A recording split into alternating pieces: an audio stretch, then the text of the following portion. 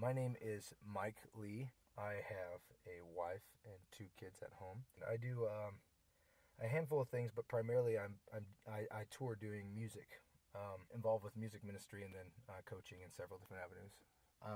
It's a coach's job to structure success. If a coach does not give you guidelines to fail, we can't define failure. If a coach doesn't give guidelines to succeed, we can't define success. And so I do like to structure failure and success. And I was raised in a household with three other brothers beside myself, hence the name Lee Brothers Submission Academy.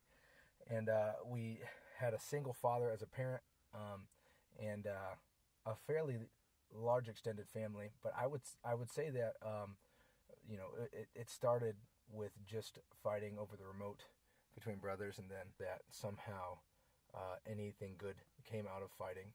But we got involved then. We started watching the UFC. It came out in 1993, and we watched some of those guys, and we thought, wow, this is amazing. And I was just a really little kid then.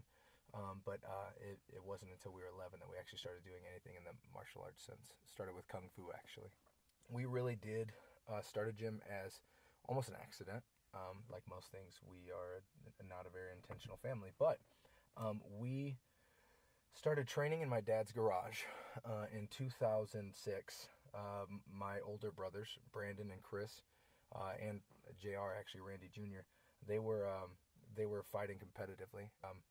Thankfully, then a couple of really solid fighters in the area heard what we were doing. That my brothers were doing fairly well in mixed martial arts at that time, and so we just started to fill up my dad's garage, and it got to a capacity where we could no longer host. When we had 12 to 15 folks coming over 3 nights a week, we couldn't fit them in my dad's garage anymore. So years down the road, it became a church, and then now to our current location here, not too far from the mall.